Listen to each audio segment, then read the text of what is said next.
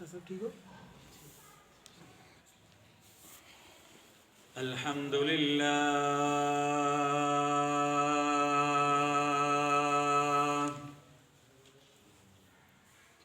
الحمد للہ رب العالمین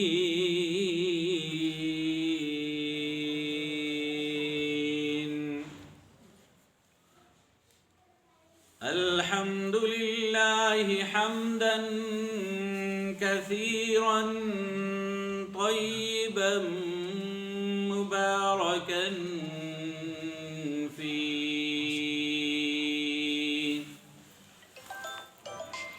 الحمد لله وحده والصلاة والسلام على من لا نبي بعده أما بعد فأعوذ بالله من الشيطان الرجيم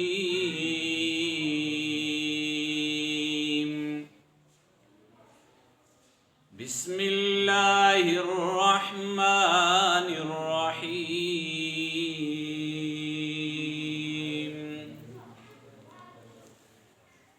الذي جعل لكم الأرض فراشا والسماء بناء وأنزل من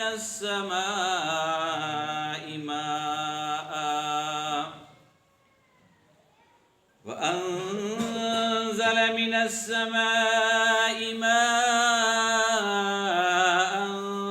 فأخرج به من الثمرات رزقا لكم فلا تجعلوا لله أندادا وأنتم تعلمون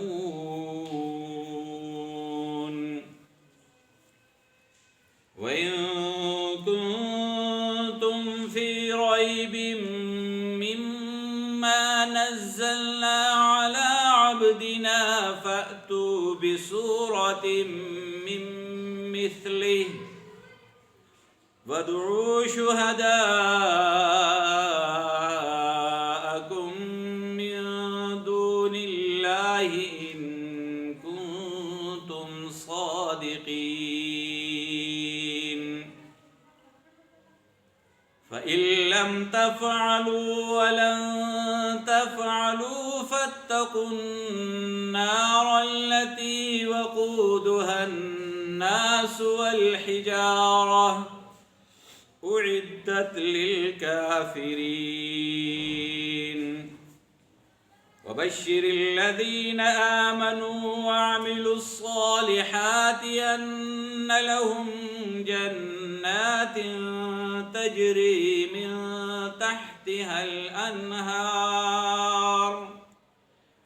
كلما رزقوا منها من ثمرة رزقا قالوا هذا الذي رزقنا من قبل وأتوا به متشابها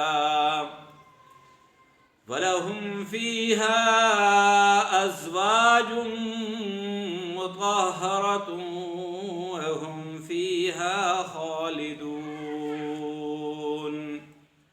صدق الله خالقنا العظيم وصدق رسوله النبي الأمي الكريم ونحن على ذلك لمن الشاهدين والشاكرين والحمد لله رب العالمين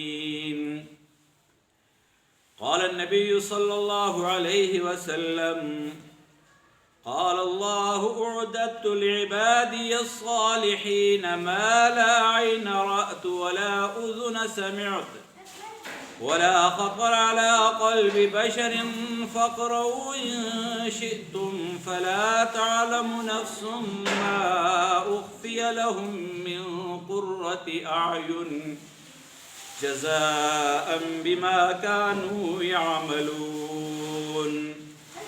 وقال النبي صلى الله عليه وسلم يؤتي بأنعم أهل الدنيا من أهل النار يوم القيامة فيصبغ في النار صبغة ثم يقال يا ابن آدم هل رأيت خير قط هل مر بك نعيم قط فيقول لا والله يا رب ويؤتي بأشد الناس بؤشا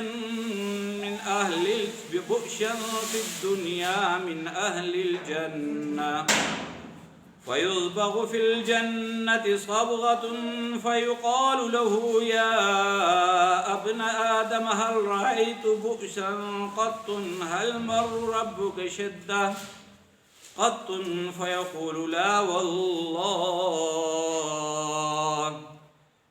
والله يا رب ما مر ربي بؤس قط ولا رأيت شدة قط أو كما قال عليه الصلاة والسلام بلغ العلا بكماله كشف الدجى بجماله حسنت جميع خصاله صلوا عليه وآله إن الله وملائكته يصلون على النبي يا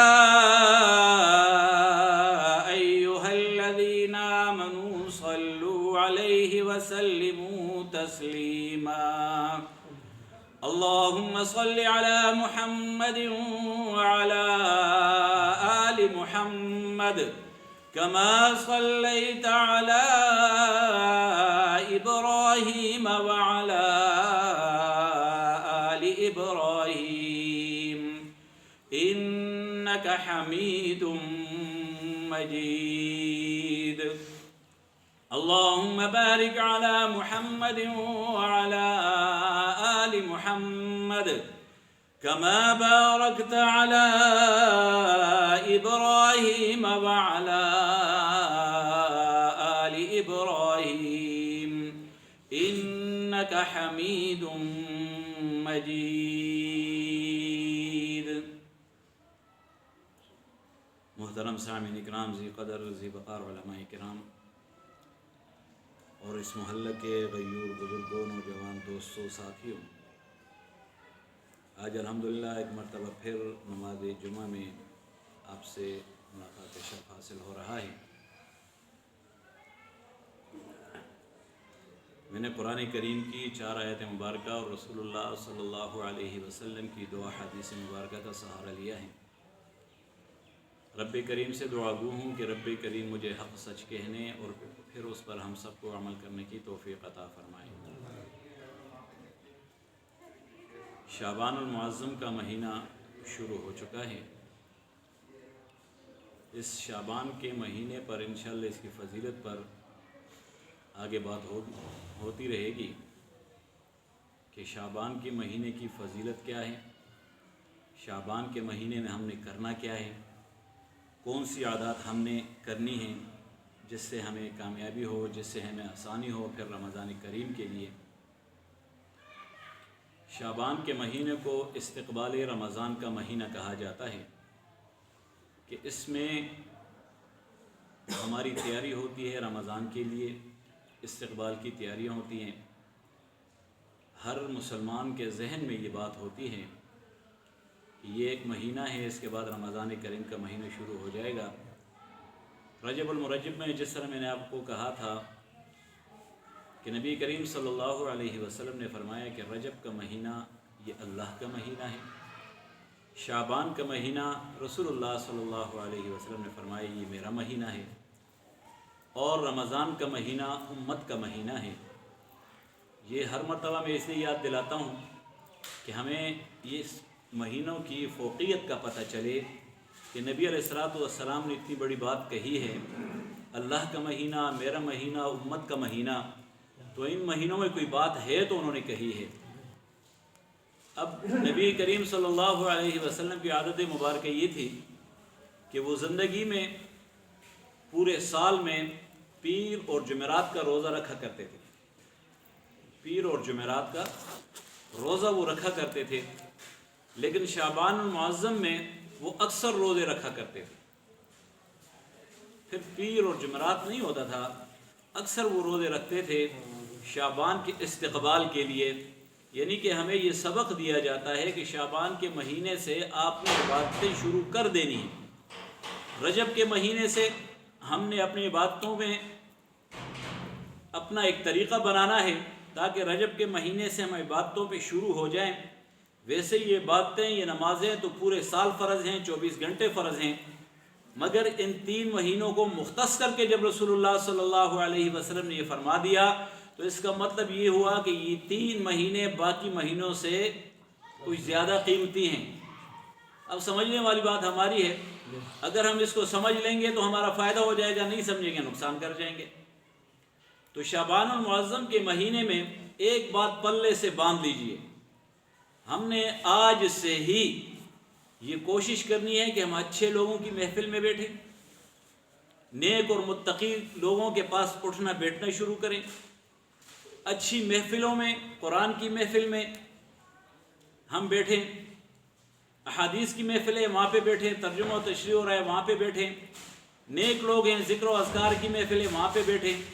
ان لوگوں کے پاس ہم ابھی سے اٹھنا بیٹھنا شروع کریں گے تو ہماری اندر کی صفائی ہونا شروع ہو جائے گی.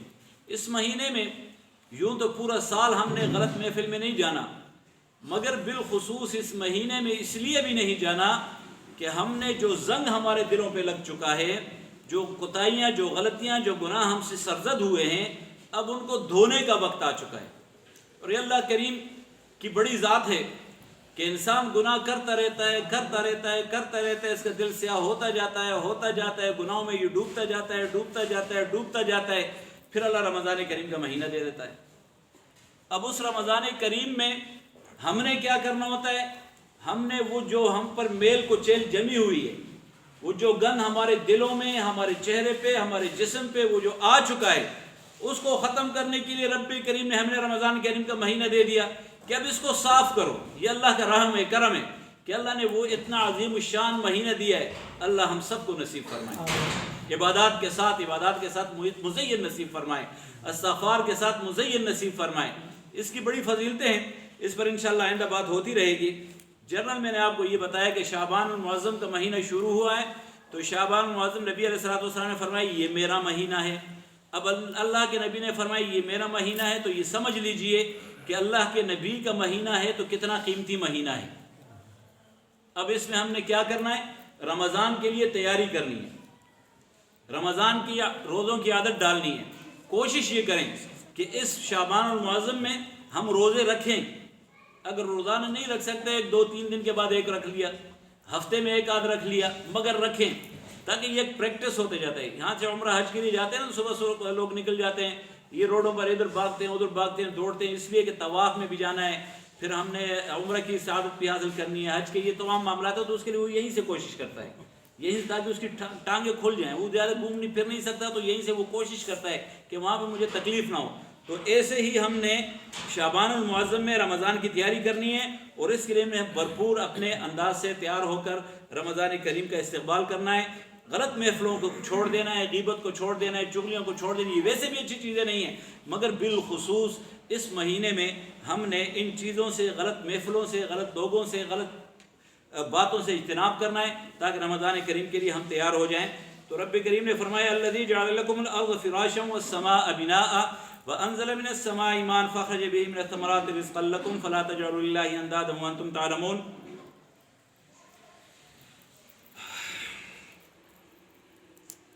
رب کریم فرماتے وہ رب جس نے تمہاری خاطر زمین کو فرش بنا دیا اور آسمان کو چھت بنا دیا اور آسمان سے بادل کو نازل کیا، پھر زمین سے آپ کو ہر قسم کے میوجات دیے، آپ کو کھانے پینے کے لیے کوئی چیزیں دی، آپ کو رزق مہیا کیا. رب کریم اپنی قدرت کی باتیں یہاں پہ بتا رہے ہیں. اس سے پہلے ہم یہاں تک جو آیات ہیں اس میں پڑھ چکے، ہم منافقین کے بارے میں، کفار کے بارے میں، مسلمانوں کے بارے میں بتایا جا چکا ہے. ان کی کیا نشانیاں ہیں، کفار کون ہیں، منافقین کون ہیں، اور اس کے بعد مسلمانوں کی کیا کیفیت ہے، یہ سب چیزیں اس آیت تک ہم پڑھ چکے ہیں، آپ کو سنا چکا ہوں. اب یہاں سے رب کریم اپنی قدرت بتا رہے ہیں کہ میں نے آپ کے لیے ایک چھت مزین کر دی. اب وہ چھت ایسی چھت ہے کہ ہم چھوٹی سی مسجد بناتے ہیں، گھر بناتے ہیں، اس میں ہم بہت سے ستون لگاتے ہیں، پلر لگاتے ہیں مضبوطی کے لیے کہ یہ چھت مضبوط ہو جائے۔ رب کریم فرماتے ہیں دیکھیں میں نے آپ کے لیے چھت بنایا بغیر ستون کے بنایا، کوئی اس کے لیے نیچے کوئی سہارا نہیں ہے، اور اتنا خوبصورت بنایا کہ اس جیسا خوبصورت آپ چاہ کر بھی نہیں بنا سکتے۔ بنا سکتا ہے کوئی؟ ایسی خوبصورت چھت اللہ نے بنا دیا، بنا کے انسان کو دے دی، اور ایسا چھت بنا دیا، پھر ان کو ستاروں سے مزین کیا۔ اس کی خوبصورتی رات کو ہم دیکھتے ہیں کہ کتنے ستاروں سے اس چھت کو مزین کیا۔ پھر ہم نے چاند کو بھی دیکھا، پھر ہم نے سورج کو بھی دیکھا۔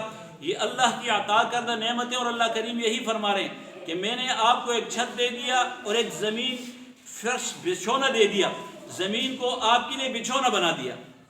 اب زمین بچھونا بھی بنا دیا، اور آگے فرمایا کہ اسی زمین سے میں نے آپ کو مختلف انواع و اقسام کے رزق بھی دے دیے، آپ کو پھل بھی دے دیے، آپ کو آم بھی دے دیا، آپ کو کنو بھی دے دیا، آپ کو سیب بھی دے دیا، آپ کو اکیلا بھی دے دیا، مختلف قسم کے انواع و اقسام ہیں۔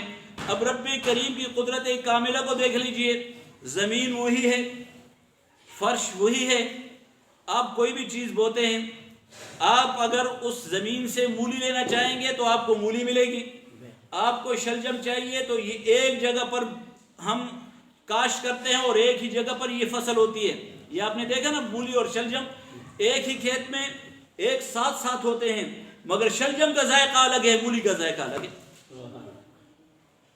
پھر ہم ایک ہی زمین پر دیکھتے ہیں مختلف قسم کے پھلدار درخت ہیں، ایک ہی زمین ہے، ایک ہی پلاٹ ہے، اس میں کینو کا بھی درخت ہے، اس میں سیب کا بھی ہے، اس میں کیلا کا بھی ہے، اس میں باقی فروٹ کا بھی ہے، ہر فروٹ کا ذائقہ الگ ہے۔ آپ کینو کو کھا لو اس کا ذائقہ کوئی اور ہے، سیب کو کھا لو ذائقہ کوئی اور ہے، کیلے کو کھا لو اس کا ذائقہ کوئی اور ہے۔ تو رب کریم فرماتے ہیں کہ میں نے پھر اس زمین سے آپ کے لیے رزق کا انتظام بھی فرما دیا۔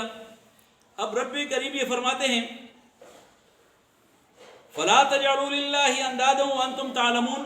اگلی بات یہاں پہ پھر آ جاتی ہے کہ اللہ کے ساتھ کسی اور کو شریک نہ بناؤ اور تم تو جانتے ہو۔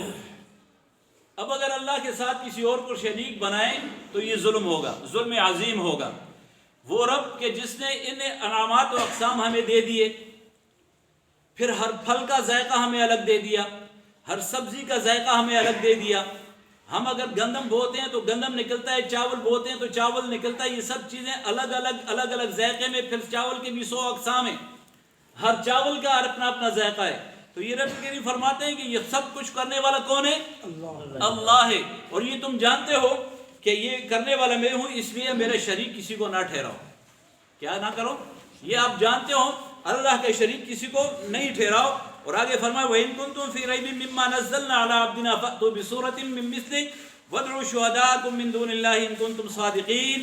تو اللہ کریم فرماتے ہیں اور اگر تمہیں اس کتاب یعنی کہ قرآن کریم کی طرف اشارہ ہے، اس کتاب پر تمہیں کوئی شک ہے، فی ریب مما نزلنا، جو کہ میں نے نازل کی اپنے بندے پر۔ یہاں پہ دو باتیں، ایک بات یہاں پر اپنے بندے پر نازل کی تو وہ بندہ مراد کون ہے؟ نبی علیہ الصلوۃ والسلام۔ یہ ختم نبوت پر مہر تصدیق ہے۔ اللہ کریم فرماتے ہیں کہ میں نے اپنے بندے پر قرآن کریم کو نازل کیا، ایک بات تو یہ ہو گئی۔ دوسری بات فرمایا فَأْتُوا بِسُورَةٍ مِّن مِّثْلِهِ وَادْعُوا شُهَدَاءَكُم مِّن دُونِ اللَّهِ إِن كُنتُمْ صَادِقِينَ۔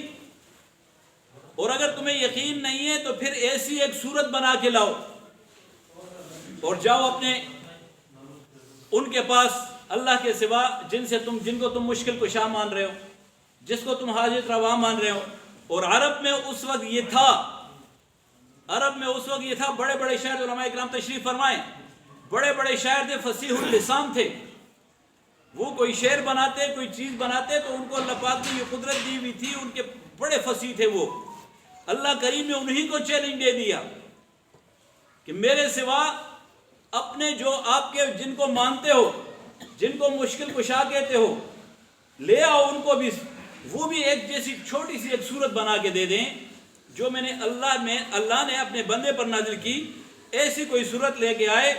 اور اگر تم اپنے دعوے میں سچے ہو، اور آج بھی ہو رہا ہے، اس وقت بھی لوگوں نے کہا تھا کہ نبی کریم صلی اللہ علیہ وسلم علیہ باللہ جب وہ قرآن کریم کی تلاوت فرماتے تو اس وقت مشرکین نے، یہودیوں نے ان لوگوں نے اس وقت بھی کہا تھا یہ کوئی جادوئی کتاب ہے علیہ باللہ، یہ کوئی شاعرانہ کلام ہے علیہ باللہ. تو اللہ کریم نے یہ چیلنج دے دیا. جب یہ چیلنج دے دیا اور اس کے فرمایا اس وقت لے آؤ، اور آج کے دور میں بھی اس میں تبدیلی کی کوشش ہو رہی ہے. آج کے دور میں بھی ہو رہی ہے. کوئی متفقہ تر قرآن لے کے آ رہے ہیں.